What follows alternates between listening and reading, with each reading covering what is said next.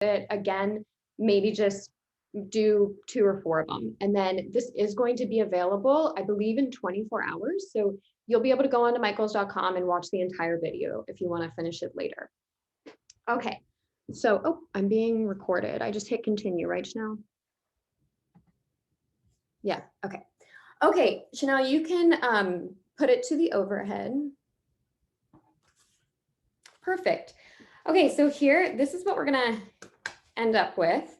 Also ask any of your questions in the chat. Julie's gonna share those with me. So you guys can ask them throughout the class and I'll try to answer them as I go. So what we're gonna end up with is like these set of 6 little watercolor cards. This is what your page is gonna look like before you tear it apart. You can see how many times I did this. I was trying to do it as fast as I could. So I am going to probably take a little bit longer than an hour. I'll just let you guys know that right now. I am allowed to take up to an hour and a half. I'll try not to make it that long, but this is kind of time consuming because of the drying time. And yeah, I will do my best to work us through it. Okay, so our first step, you should have 9 by 12 paper. If you don't, that's okay. Divide this into whatever size rectangles works for you. I'm gonna measure out 4 by 4.5 inch squares or rectangles. So I'm just gonna use my ruler.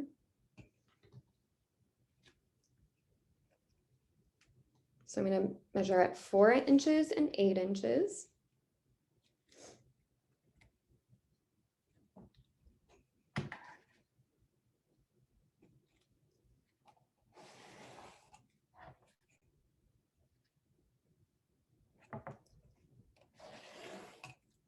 And then I'm gonna do 4.5, just right down the center.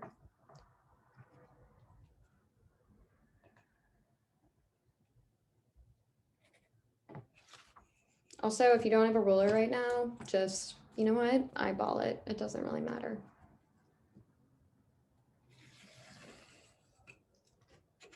Okay, so that's what you should have at this point. You can set your ruler aside.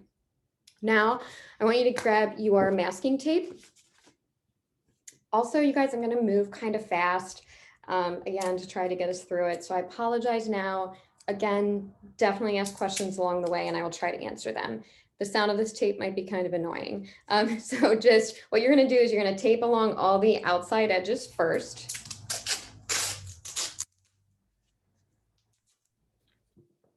What's the dimensions of the mini cards again, please?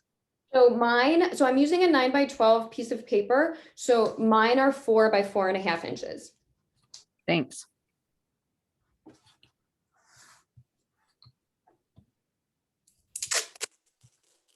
Taping is something that you can always do with your watercolors. If you ever see a watercolor sketch that has like a beautiful hard edge along the side, it's because somebody used masking tape and the water and the pigment will not go under the tape.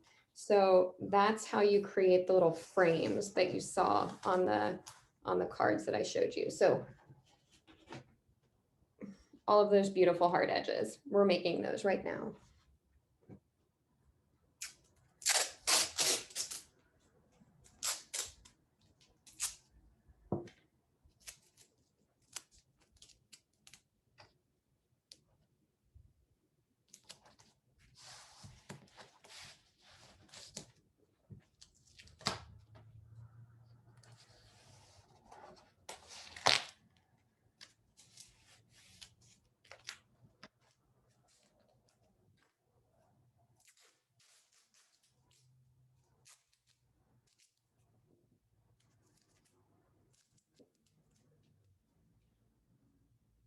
Okay, so now that I've got all my edges taped, this is also good if you are using just a piece of paper, tape your paper down to the table. So I'm using a block, which means my paper is glued. It's called a watercolor block. It's what I had in the list of materials for this. But if you are just using a piece of paper, just tape it directly to the table and then your paper won't warp as you paint. Okay, so now I want you to tape over your pencil lines.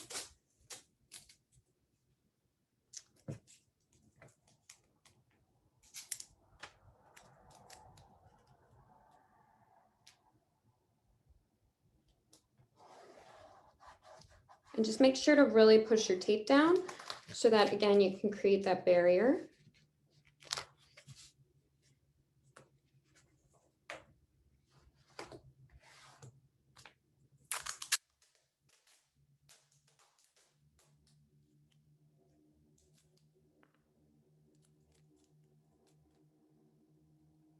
Also, sorry if you guys hear all the traffic outside my house. I live on a very busy street.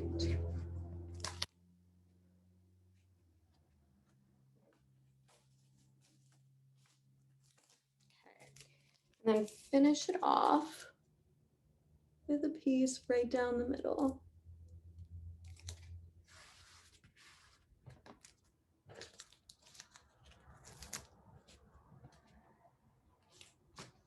Okay, now that we have that, we're gonna start sketching. This part, I definitely don't want you guys to get frustrated with. These are gonna be really simple sketches. Don't get overwhelmed with trying to make them perfect. Literally, it's just shapes.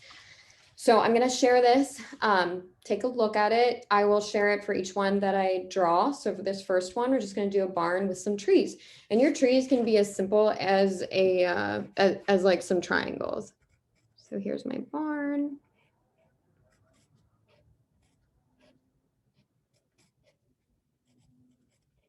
I recommend trying to sketch as lightly as you can. I'm gonna do it kind of dark just so that you guys can see what I'm doing. I'm gonna add a tree right here. With watercolor, you always want to try to keep your pencil lines really, really light, so that in the end, all you see is beautiful color. Abby, can you quick show the finished one of the barn one right now, please? Yeah, I Or in a will. minute? Just a second. Okay, so there's my barn. You know what I'll do? Here. I'll do this. There's the barn. Now I'm gonna do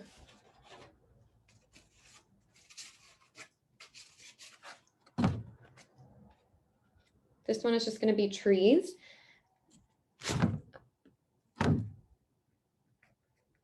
So that first I'm just gonna do a line for my fence.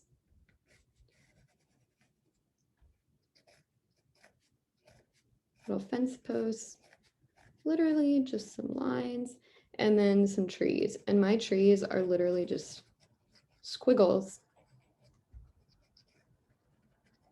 I have a very sketchy hand. I know some people are a lot more precise, whatever you fancy.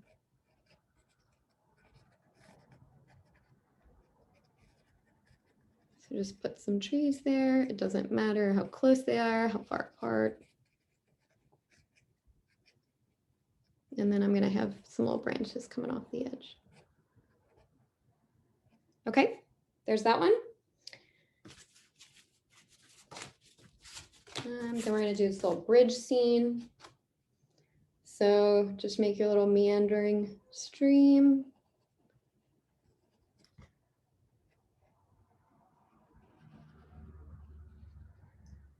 Put a little bridge over it. Also, like if you have another creative idea for a wintry scene, do whatever you feel like doing. And then I'm gonna put some more trees.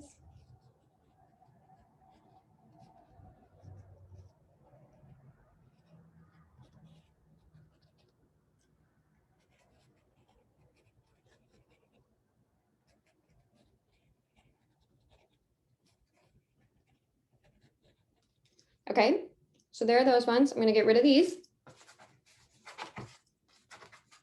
And again, you guys, if you are feeling at all overwhelmed with this, just focus on like 3 of them.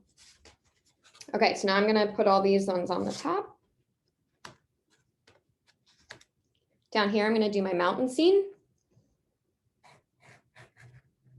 This is supposed to be like some pretty rocky mountains that are just popping up through the snow.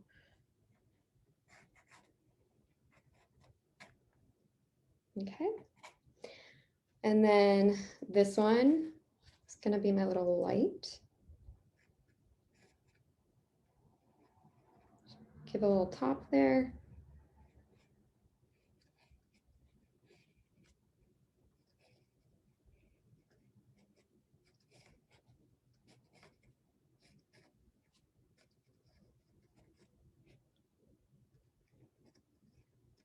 A light bulb.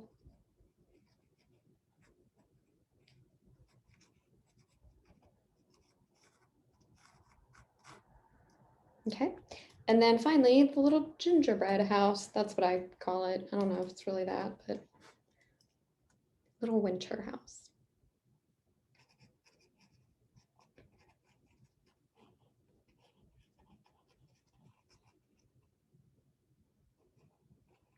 Cute little round door, some little round windows.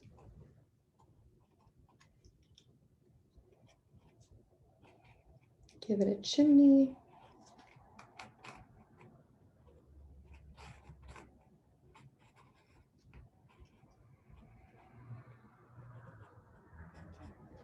And then add some trees in there.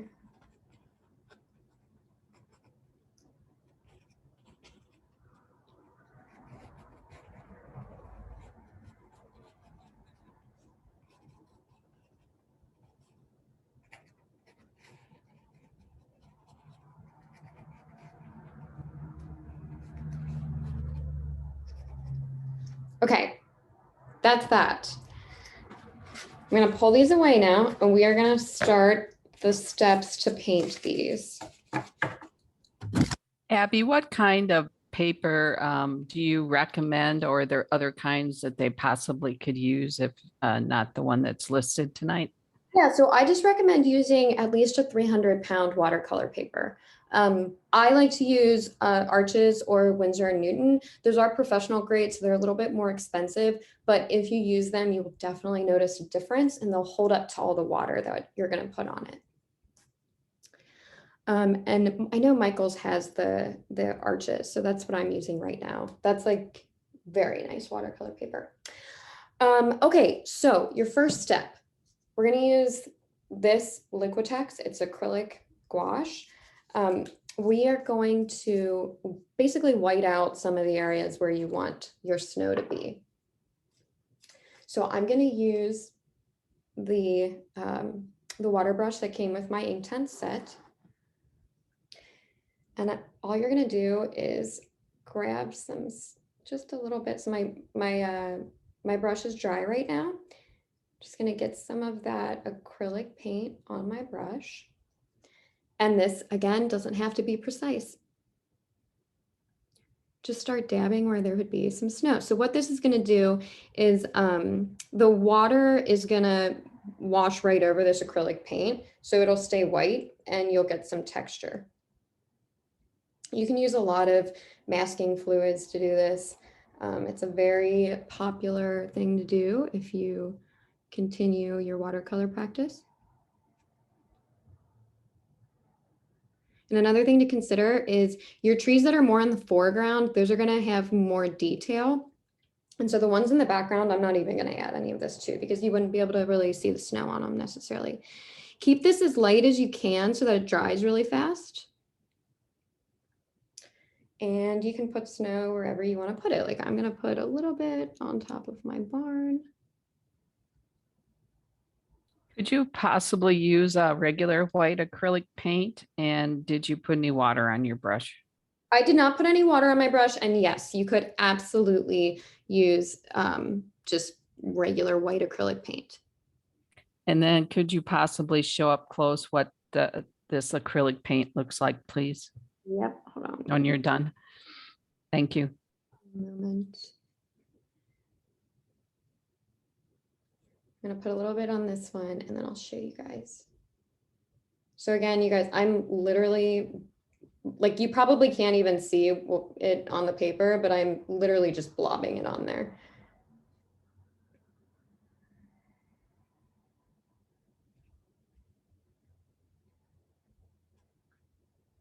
So here, I'm going to show you this. That's what it looks like. And I have the titanium white. And I did get all of this from Michael's, so I know that they have it. I'm not going to do any on my mountain scene. I'm going to do a little bit on the top of my little lamppost.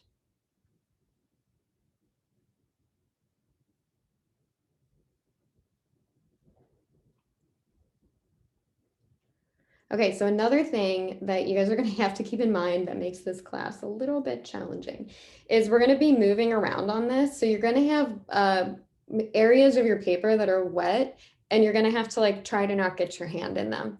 But it just kind of is part of the nature of working with watercolor. I might end up smearing it. If you do, don't worry about it.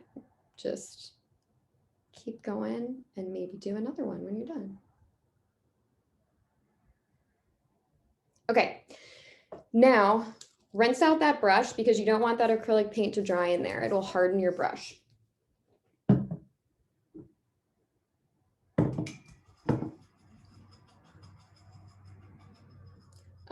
Julie, can you give me a time check? Am I at 15 minutes yet? Yes. What am I at? 6 or 20 after. Okay. Okay, so now we're gonna paint all of our skies. I'm gonna use the bright blue and the mid ultramarine to do that. So for most of this, I'm gonna use the water brush that again came with my Inktense set. And the first thing I'm going to do is the wet on wet technique. So I'm going to apply water and then I'm going to apply pigment, and the pigment's going to run anywhere where I put that water. So any part of my composition that is dry, that won't get the pigment. And that's one of the best lessons to learn about watercolor. That's how you control where it goes on the paper. So you might not be able to see where I'm putting the water at first, but as soon as I add that pigment, you will see it. And I'm not going to paint over my trees. So if some of that white acrylic paint is still drying for you on your trees, that's fine because we're not even going to get those wet at all right now. And I want you to get your water right up to the edge of that tape.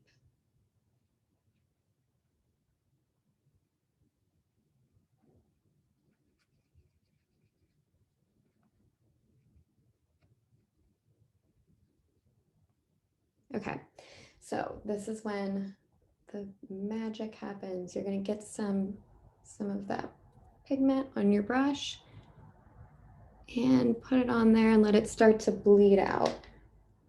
I really love the bright blue color. It's very intense. It's so pretty. And don't overdo this part. Let the pigment bleed out where it goes. I wouldn't pull it all the way down to the trees, just kind of add it to the top there. And then move on to your next one. That's it. That's all I'm going to do for that one. And I'm going to rinse out my brush a little bit. I'm going to go right to the next one.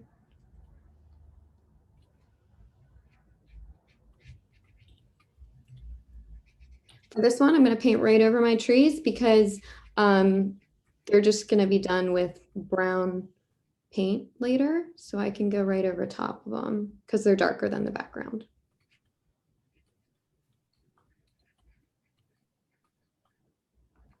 And if you haven't used a water brush before, it does take a little bit of getting used to, but once you get it, I think you'll really enjoy it. I'm literally just squeezing it and the water is coming out.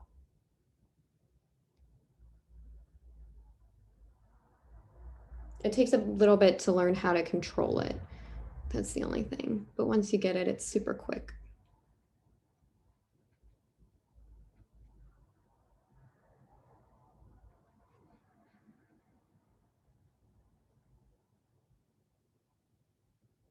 Okay, there's that one. I'm going to come over to this one.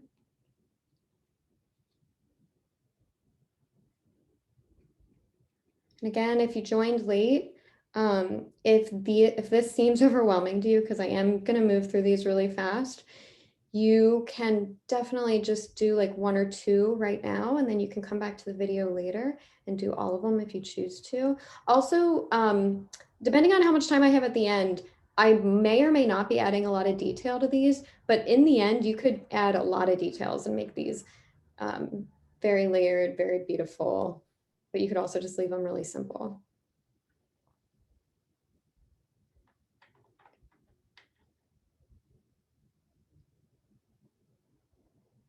I think it's so pretty how that color just bleeds out like that. That's like, to me, that's the beauty of watercolor. You just put the water down and then you let the water and the pigment do the work. You don't really do much to it. Okay, now down here, I want these two to be like night skies. So I'm gonna use my navy, but first I'm gonna put that water down again. Gonna take it right up to the edge of those mountains.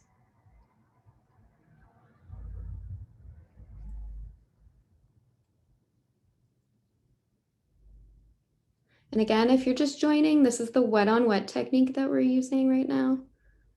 This is my favorite watercolor technique. When you use it, it's what gives watercolor paintings is really pretty, organic, layered washes. Okay. I'm gonna get my navy blue here.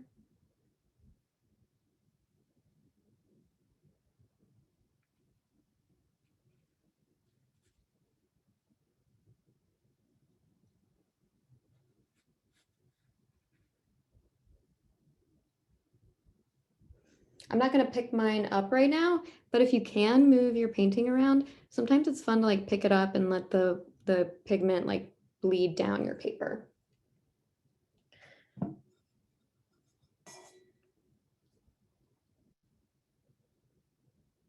Okay, so this is my favorite one. I want you to put water down all the way around your light. Just don't get it inside the light or on the black part.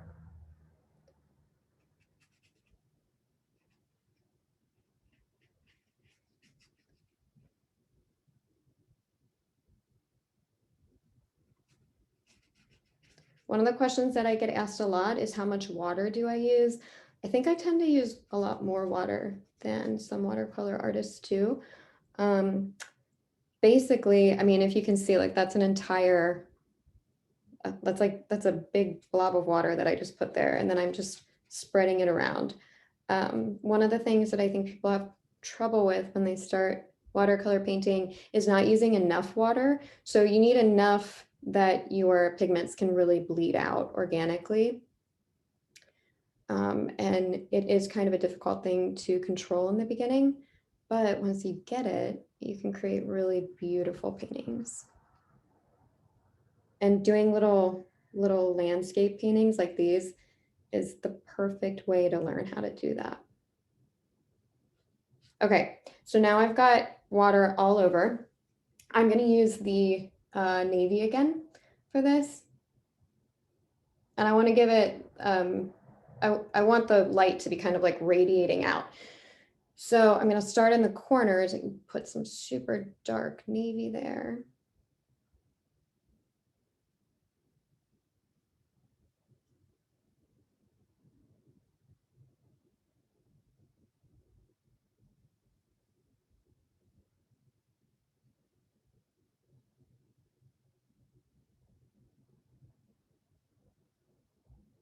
Okay, and then I'm just gonna kind of do like a sweeping motion and get it to bleed out toward the light.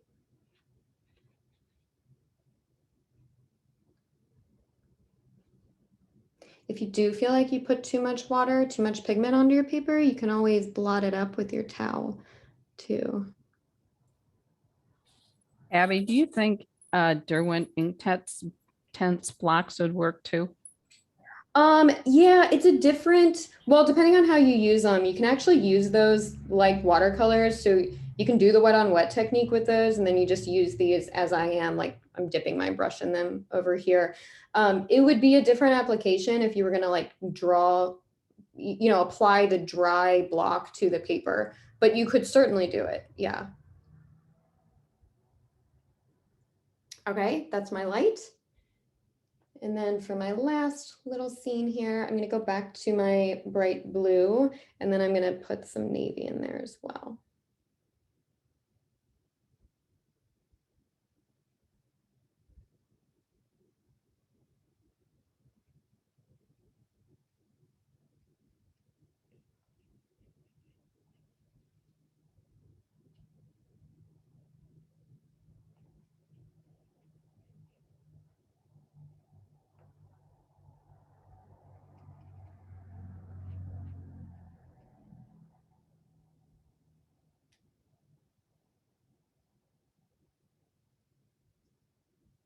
Okay. Just gonna do a little bit of blue up on top.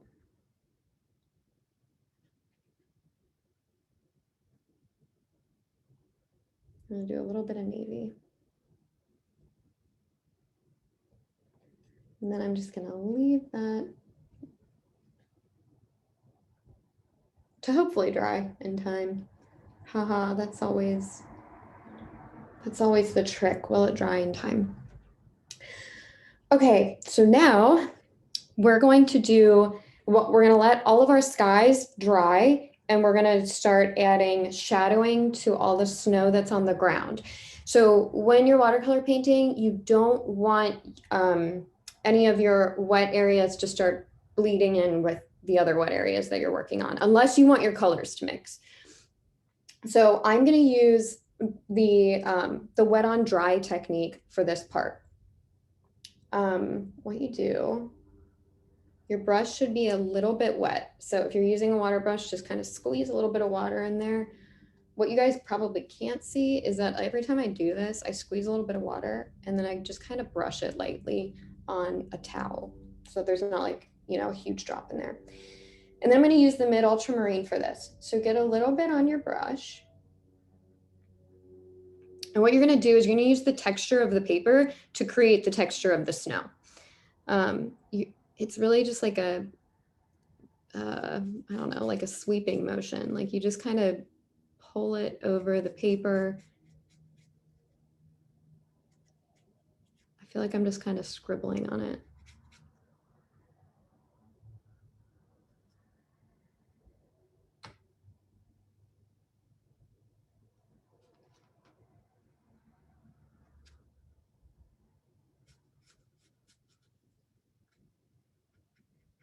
So I hope you can see how the texture of the paper is coming through. And then underneath my trees, I'm just going to add a little bit more shadowing. But don't do, like, seriously, do not overdo this. Don't do too much. That's all I'm going to do for that one. Then I'm going to come to this one. So for this one, first, I'm going to do some overall light shading for all the snow. And then I'm going to add some specific shading for each tree. And I'll show you guys the reference image in just a second so that you can see what I'm talking about.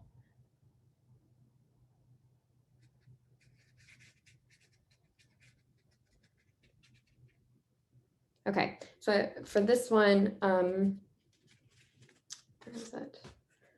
I'm going to create these shadows right now for all my trees. I'm going to act like the sun is coming in from this direction.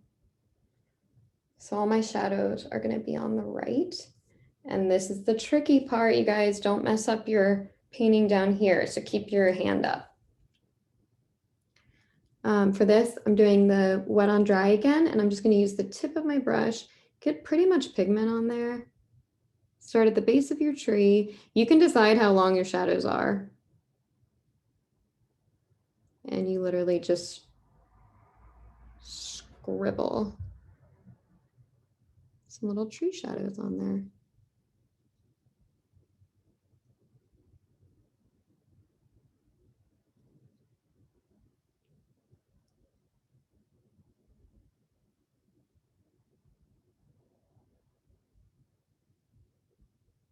And then right underneath where that fence line would be, do a little line like this.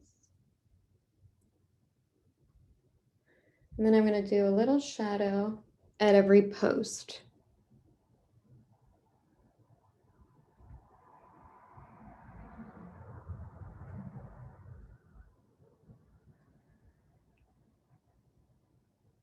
Again, I have a super sketchy hand. I like it that way. Some people are very precise, either way, whatever you prefer, you do you. Okay, so then for this next one, we're going to do the snow first, and then we're going to go ahead and color in that little stream that you have there. So again, I'm going to do wet on dry, just underneath all my little trees.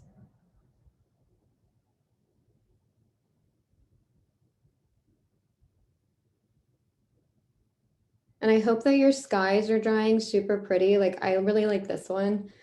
That's another thing that you'll learn as you keep trying these products out. It's really fun to just put some water down and then let that pigment bleed and see how it dries. And it always looks different when it dries, which is sometimes frustrating and sometimes really great. Right, and then I'm gonna do wet on wet for the water. So I'm just gonna fill in my water here.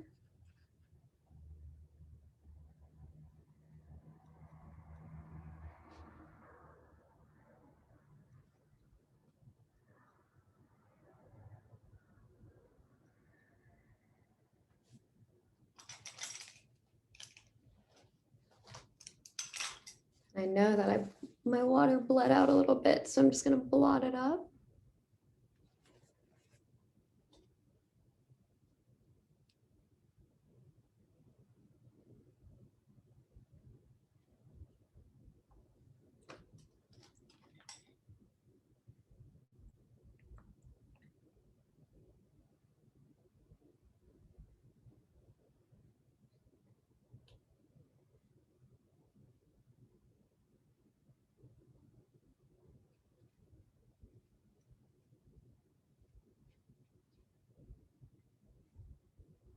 And you can make this water as bright as you want.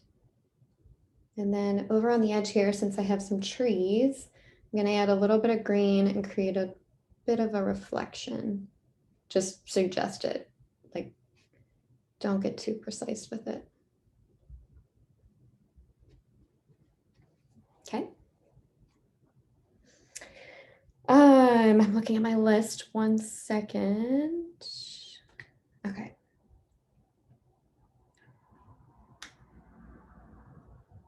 All right, and then in my last one here, just gonna add a little bit of snow. The other reason that I really like doing a bunch of small landscapes is because you get to practice these techniques multiple times. So like maybe you didn't get your snow perfect on your first one, but you get to do it again right now.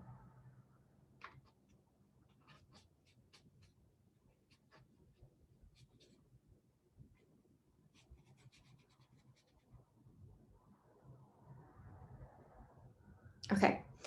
Then this one, I'm going to end with my mountains here. For this one, I'm just going to sweep up the mountains.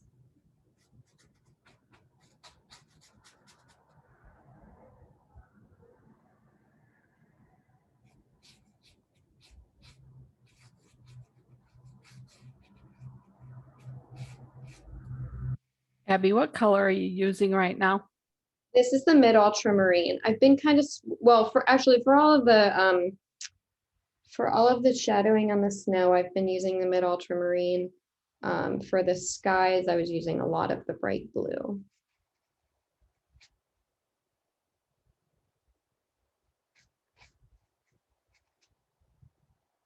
Actually, when I do the wet on dry technique, you can almost like hear me scraping on the paper.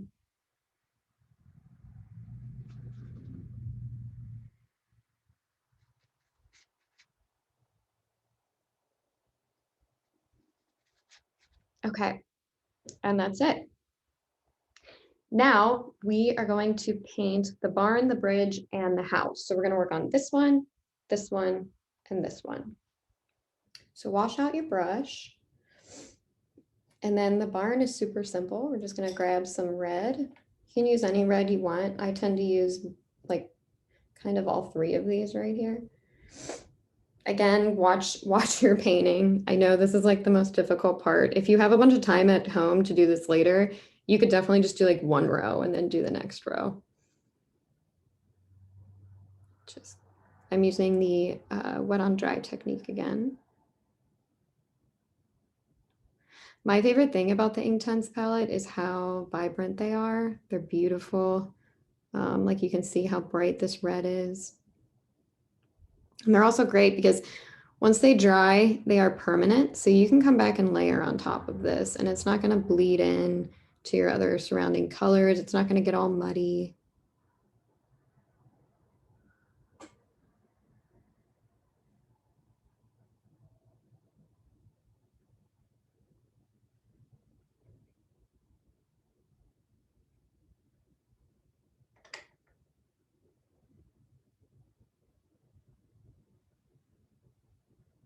Okay, there's my barn. Now I'm going to come over to my little bridge. I'm going to use the brown to do my bridge.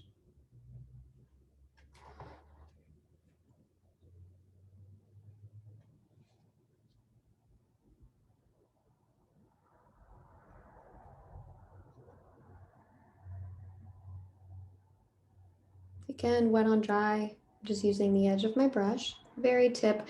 I really do like these water brushes because you can get a really fine tip with them. And then as you saw before, you can also quickly fill in a whole area with a whole bunch of water and color. Okay, and then for my little house down here, I'm going to use the yellow ochre and a little bit of orange. I think that's called orange. Yeah, the bright orange.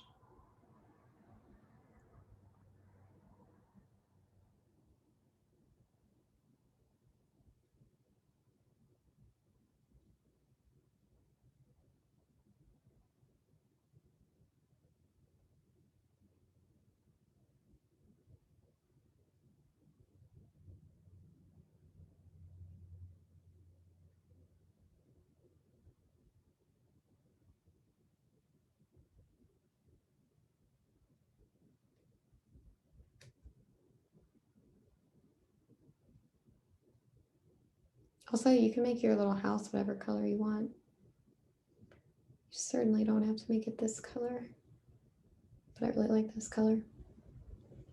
And then I'm going to get some of that orange, and I want to have like little glowing windows.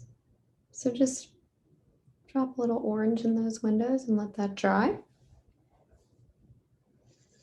And then real quickly, if your water is dry up here, you can go ahead and add a reflection for your bridge.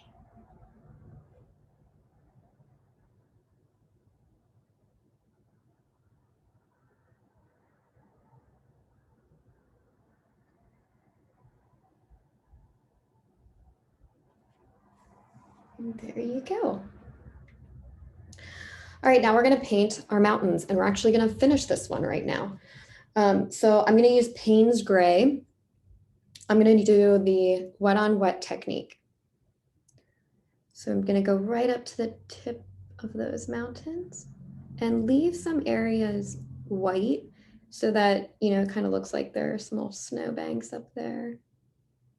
Again, you just want it to look like the peak of the mountains is just peeking up through the snow.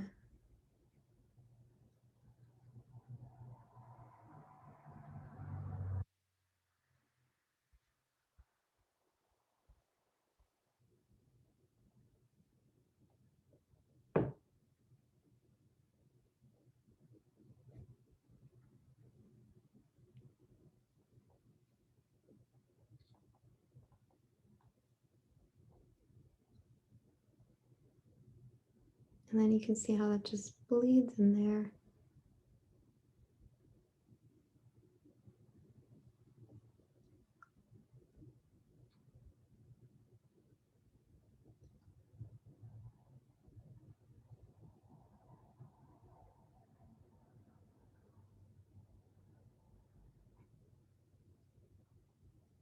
And you can see where I left some of the paper dry up here. So you can see how that pigment's bleeding into the areas that are wet.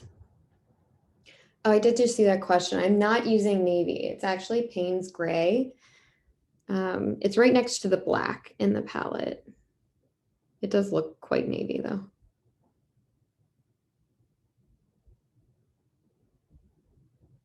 I tend to not use black in my paintings very often, just because it kind of muddies the colors a little bit. Sometimes I want that effect, but usually I'll use navy or Payne's Gray or some of the darker violets for any shadowing that I want to do.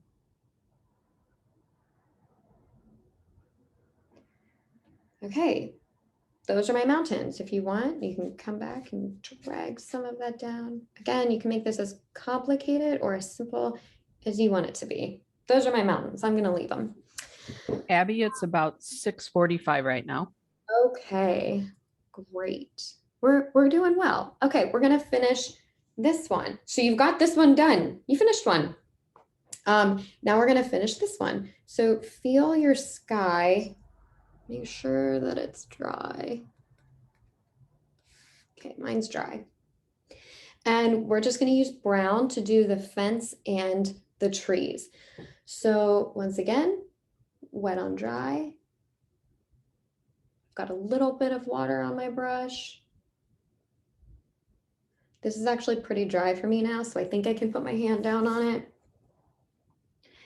And I'm gonna start with doing the fence. The other thing you can actually do, if I can peel this up. I'm gonna turn this. I'm gonna go at it from this angle.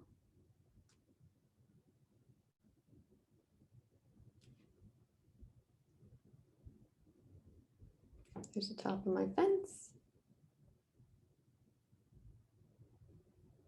The bottom.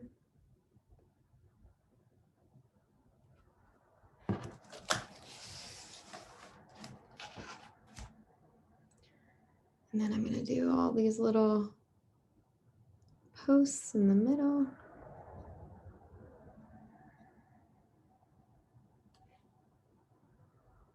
Just kind of line them up with wherever you put your shadows.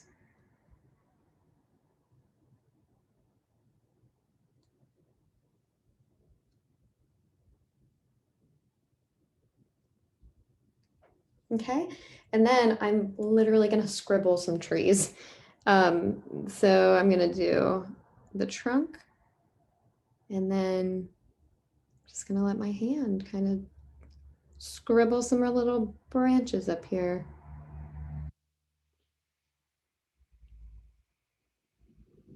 This is where if your sky is at all wet, your color might bleed out a little bit. So just make sure that it's really dry before you layer like this.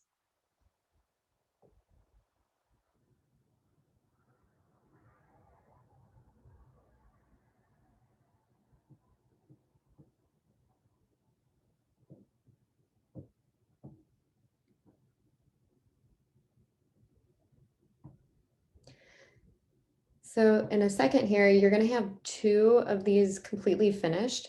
And that's why I like to do little landscapes like this, because I think you learn how simple it can be to just paint a landscape in very few layers, very simple shapes. It does not have to be complicated. I think it's a really great skill to have because you can just go outside and sketch. You can get really confident with watercolor and with sketching in general.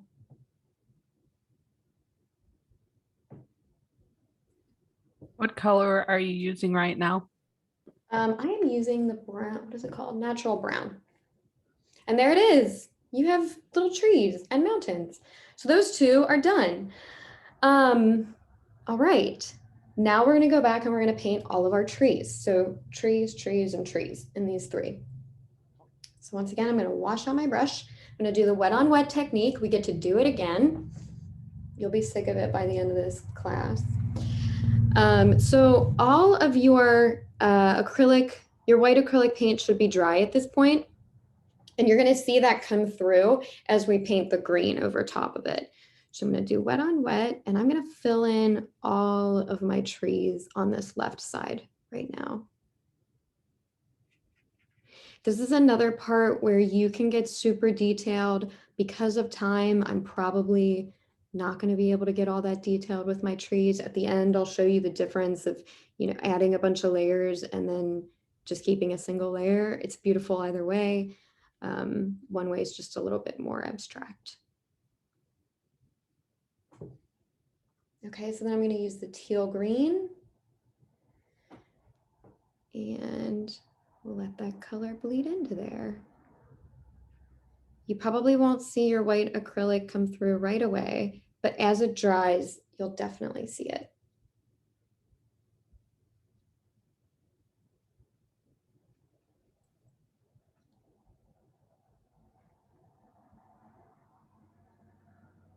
Are you, when you do your next tree, are you able to do it at a different angle so they can see how you're painting Yeah. the trees on the right?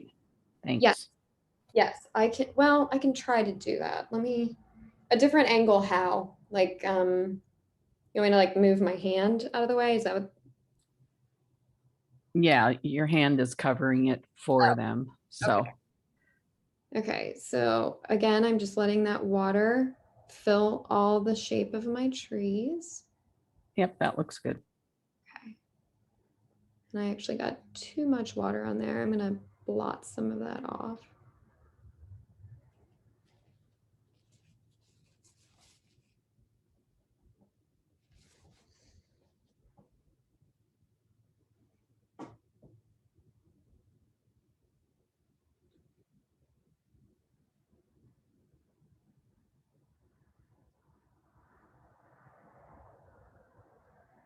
Okay, and I can start, oh, you can see it a little bit. You can start to see like my white acrylic paint coming through. So I hope that's happening on yours as well. I really like this. It's called racing green, I think. Yeah, it's a super dark green, very pretty. When I put this on, it's gonna look kind of crazy, but then when it dries, it'll look good. So I'm just gonna blot it down along the bottom and just kind of throughout to create a little bit of dimension. I'm not going to do it to the trees in the back because I want those to fall away. I want my eye to focus on the ones in the front.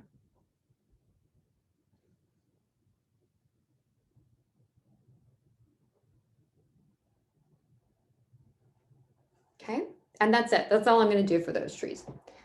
So I'm going to go to my next one. So if you didn't get them perfect on that one, you get to try it again over here. So do the same thing. Fill in all of your trees. And you can certainly like try the other greens if you want to. You don't have to use the teal green.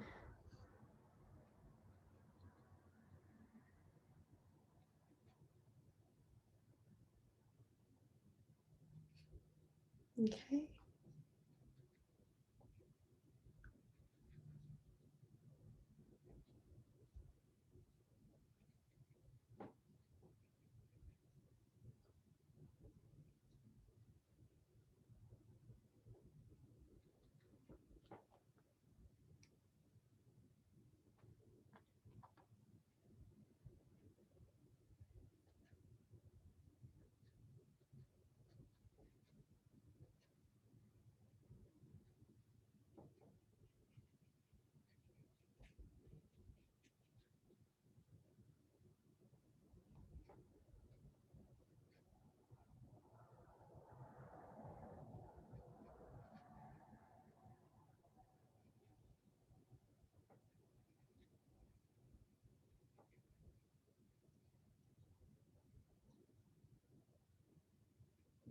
Okay, there are those. I'm gonna let those dry just for a second. I'm gonna come down here and do a layer, and then I'm gonna go back up there and add a little bit more detail.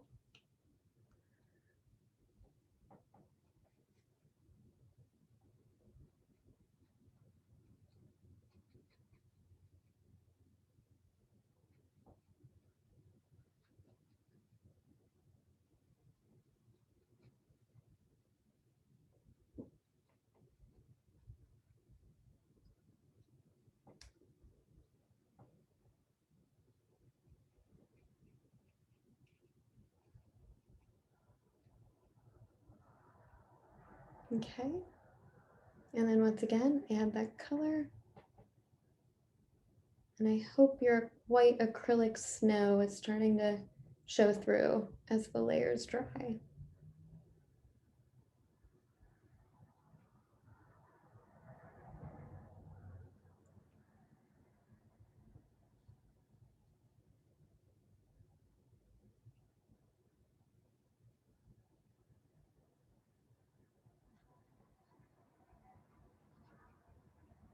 Okay, so once I did those, I'm gonna come back up here again with that racing green. I'm just gonna add a little bit of detail. Just down at the bottom. You can even, if you want to get fancy, you can use the tip of your brush to kind of pull it away and make some little branches. Just roughen up the edges a little bit.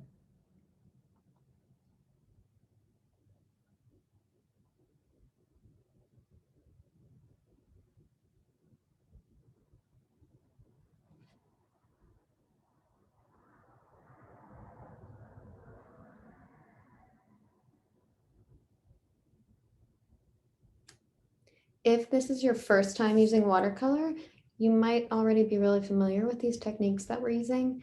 Or sorry, if this is not your first time using watercolor, you might be familiar with these techniques. But if it is your first time, again, like I want to keep stating, it can be kind of frustrating in the beginning, but if you just keep practicing in this way, super quick, get confident with it. Don't be afraid to let that water bleed out or the pigment bleed out and do whatever it wants to do. And then over time, you'll definitely learn how to control it. Okay, so there are my trees. Oh, I'm gonna add a little bit of detail to these guys.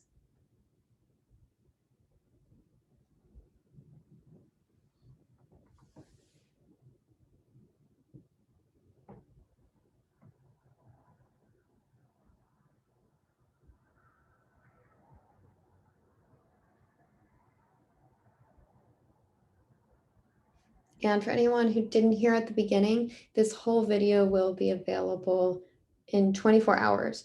So you can go back and watch any of the parts that you missed or maybe that you want to revisit. Just going to add a little bit of texture to the bottom.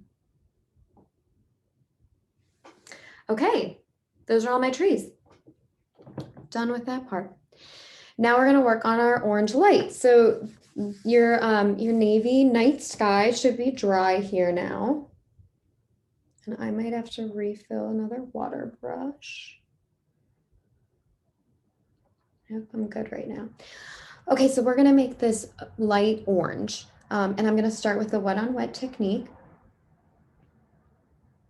I'm going to fill in the glass part of my light with water.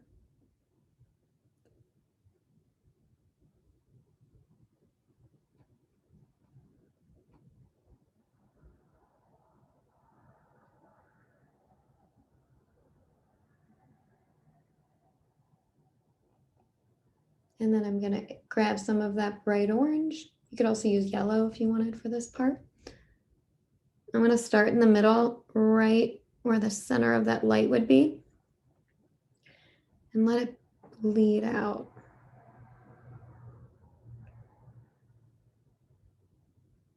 Super pretty.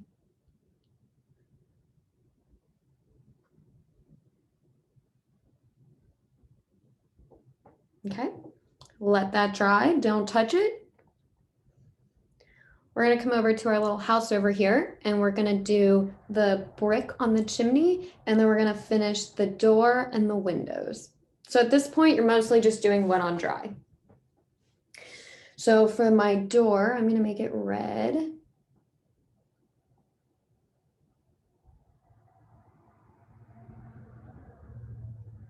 Paint my little red door there.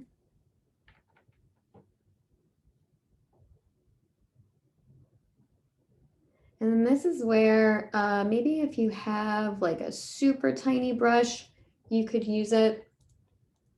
I'm going to continue to use the water brush since I know a lot of you guys have that at home. And I'm just going to use Payne's Gray to put my little windows in, just to add some detail.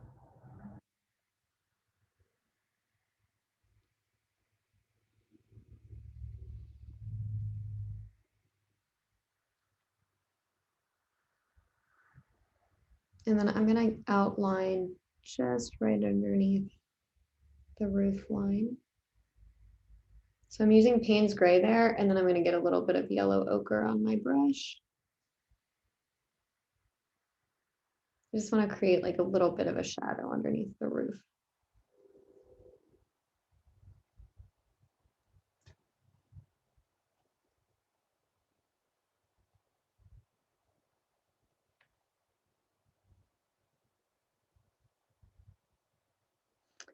And then I'm going to do some brick on the chimney. So grab a little bit of red and just dot it on there.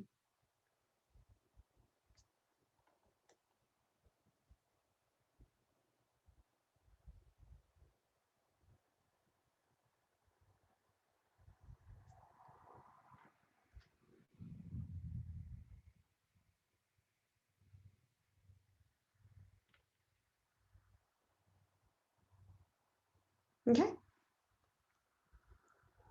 We'll come back to that and we will finish the roof in a little bit. We're going to go up here and we're going to finish this one. So at this point, you've got this one finished, and that one done. Now we're going to finish our little barn. I'm going to make a dark window up on top.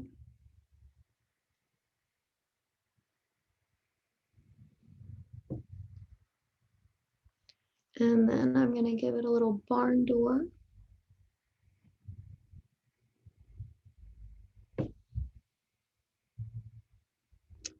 And then I'm just going to fill in my little fence.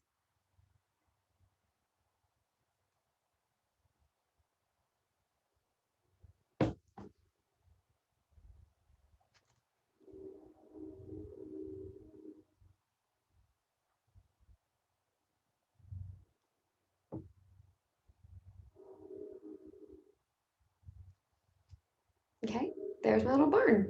That one's done. Again, you can totally come back and add some detail later. If I have time at the end, we'll come back and add some more shadowing. But for now, we'll just consider that one done. Okay. Julie, what time am I at? 7 o'clock. Okay, perfect. So now we're going to finish the light. I am actually going to use black, I think, right now. You can use black or Payne's gray, whatever you feel like doing. I'm going to use my black. So once again, wet on dry. And you know what? I'm going to switch to using a traditional watercolor brush just to show you guys that you can do it. Because you could certainly do this workshop with the water brush or with just a traditional watercolor brush. So I'm going to get my brush wet. And then I'm going to get some pigment on there.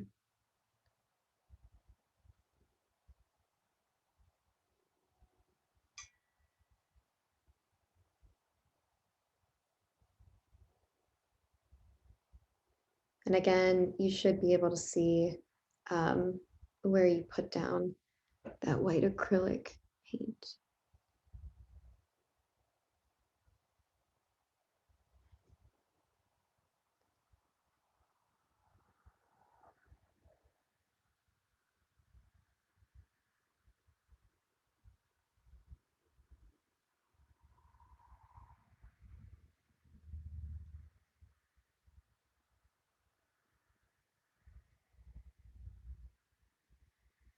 Okay, and then give yourself a little, I don't know, something fancy on top.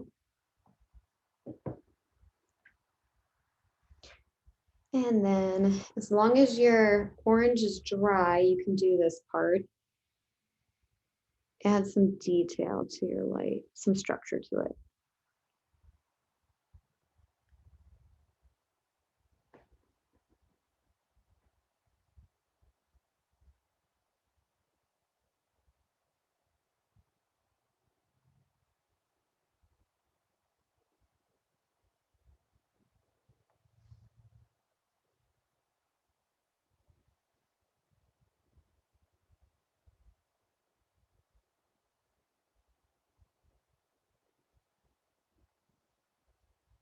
Julie, do we have any other questions in there?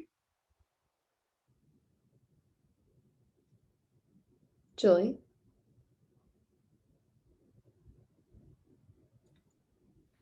No, not at the moment. Oh, the size of the brush you're using. Oh gosh, this is a tiny one from Derwent. I don't even know what this is. I did have a size 6 by me before. And now, oh, here it is. Okay. I use this size a lot. This is the size 6. I use this in like all of my paintings. This one is super great for detail, and this is a Derwent brush. You can get a super fine line with this one, which if that's what you're looking for, which right now I am, then that's great. Okay, so we finished our light. I am gonna come back just to the little house over here. You know what? I'll use my number 6 brush for you guys on this one. And I want to paint this part of the roof. So I'm going to use the wet on dry technique.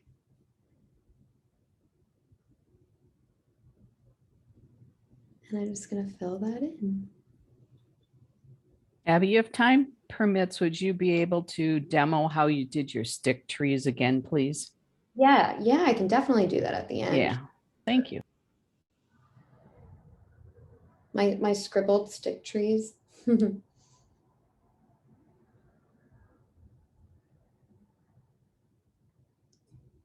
Okay, and then I want to add a little bit of detail to this house. Just looks a little flat to me.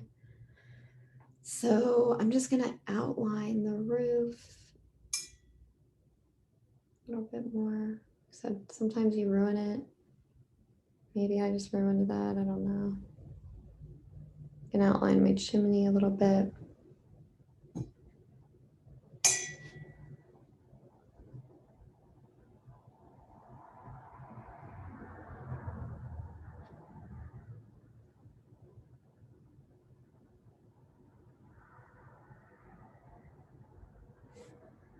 And then I'm going to give myself a little handle on my door. And you can also outline those windows if you want to.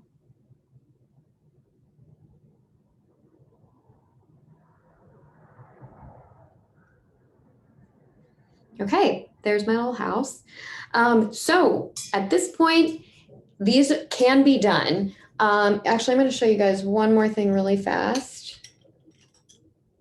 So if you finish this and you're like, some of them just seem a little flat, like this one still seems a little flat to me. This one seems a little flat to me. You can come back in with some of that blue, that mid ultramarine, and watch what happens when I just add a little bit of shadowing underneath the structures or the trees. It just adds a little bit of dimension. I hope that you're able to see the difference. Like over here. And then up here, I'm just going to add some right underneath my little barn.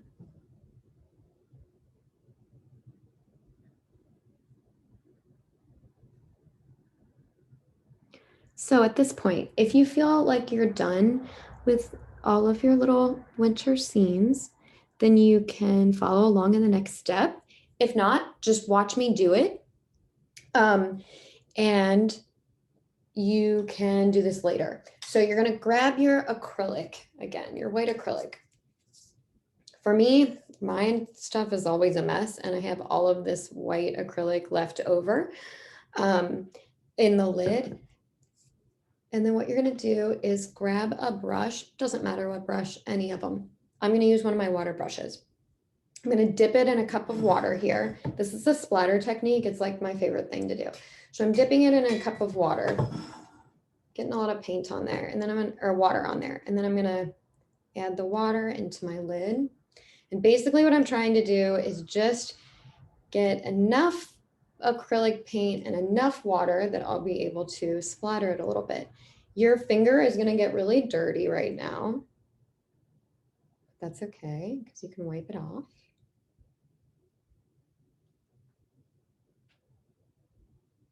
Okay, so I want some snow in here. So I'm going to splatter it. So I'm going to use my finger and I'm just going to like flick the end of that. And hopefully you can see, I think you can see that. Julie, are you able to see that on my screen? Yes. So I like to go super crazy with this. I'll do this all day long. It adds such great dimension. You can do this with acrylic paint, but you can also do it with any of your watercolors. If you ever see like splatters in watercolor, this is what people are doing. There are many ways to splatter it, depending on how big your composition is and how messy you can get. But I find that when you're working on small little things like this, just flicking the end like that really goes a long way, and you can keep going and it adds so much dimension.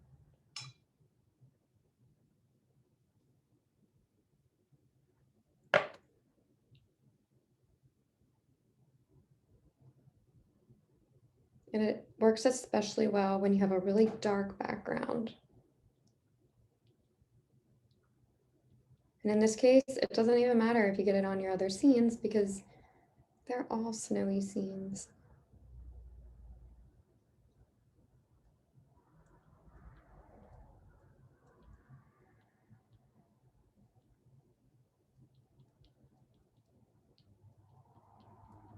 Okay, and there it is. If you want to, you can go and add some more snow to your other scenes. You could add some more detail to your trees, do whatever you want.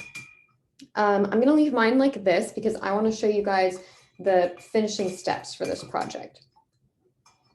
So you guys don't remove your tape yet because your paintings are still drying. Also, before you do anything else, rinse out that brush that you just used so that your acrylic paint doesn't dry in there. I'm going to put my cap back on my acrylic paint. And if people are leaving because they have to go, bye, thank you so much for joining. Sorry that this is going over, but you saw the important parts. All right, so you guys, this is the best part. This is when you get to remove the tape. Remember, do not do this until yours is done drying. I just want to show you guys the effect that it makes when you take it off because it's so satisfying. Oh, I should have done this one first.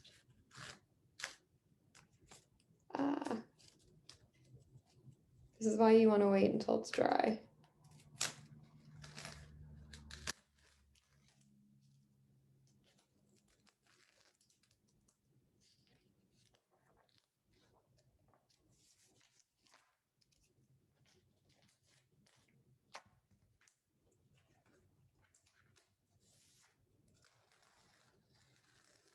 Really the most satisfying thing. And then you have these like magical little frames around each one of your scenes. You can get super fancy with using tape and watercolor. You can like tape off entire designs in different shapes. Again, you just want to wait till it's dry so that you don't run into the problem that I'm having right now, which is that you don't want to, any of the paint that's still wet, you'll kind of end up just dragging it across your paper.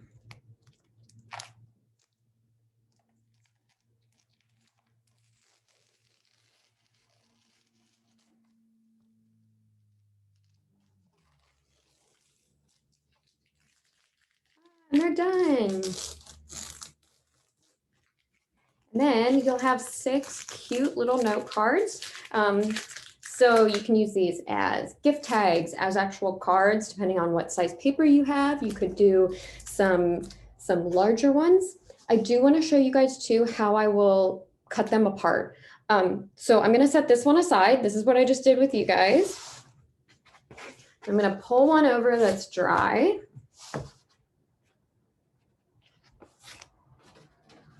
Okay, so this is super easy. You're gonna grab your ruler and I am gonna use an X-Acto blade right now. You could use scissors, you could use like the corner of a ruler, you could even probably use a butter knife for this.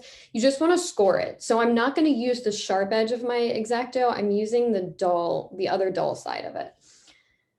And I'm just going to score along my pencil lines.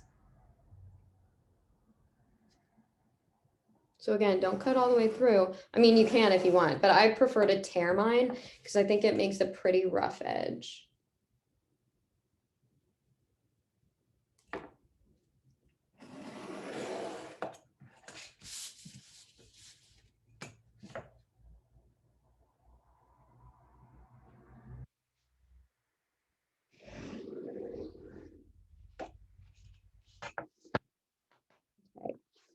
And then if you've never done this before, you're gonna fold.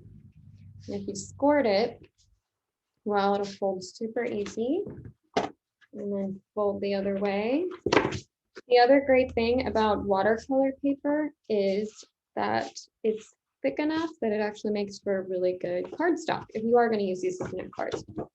So if you folded that enough, it'll just tear apart very, very easily. And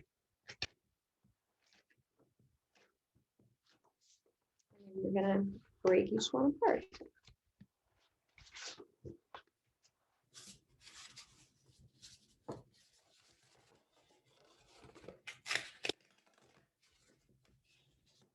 And there's your little barn. I'm just going to break another one apart, and then I'll show you guys how I did those trees again real quick.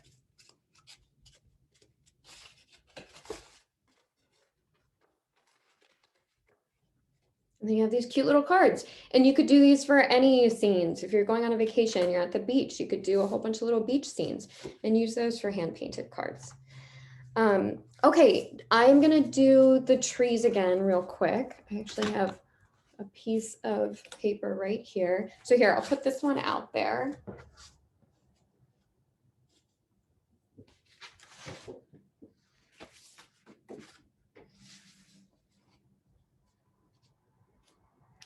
So I've got my water brush, and I'm going to do the wet on dry technique.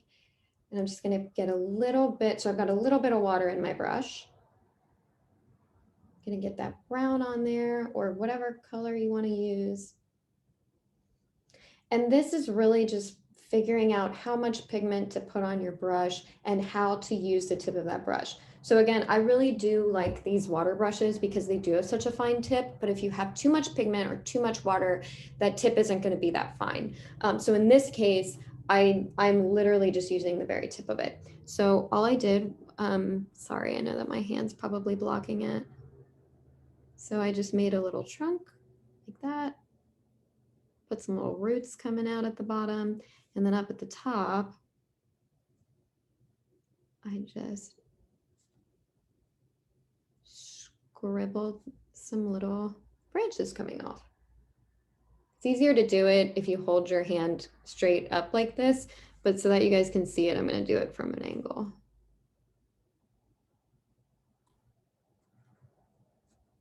And you can add as many little branches as you want. I'll do one more for you. Are there any other questions? I think that's good. We're at about 7:17, so we're right on time. Okay, perfect. You guys, thanks so much for being patient through this. I know it was a long one. It just takes a while to get all those layers to dry, and you did 6 scenes, which is amazing. I know that Julie has something to share about a giveaway, but really quick, I want to say thank you so much for joining me tonight. I would love to see all of these. If you guys are on Instagram, definitely post a photo or just send me a message with it. I really do honestly like to see what people are able to do. And I think it's fun to see how unique everyone's paintings are. So please share them. And it's back to you. Share the giveaway. Okay, Derwent's giving away one set of the 24 Inktense paint pans that Abby's using tonight on Facebook and our Instagram page.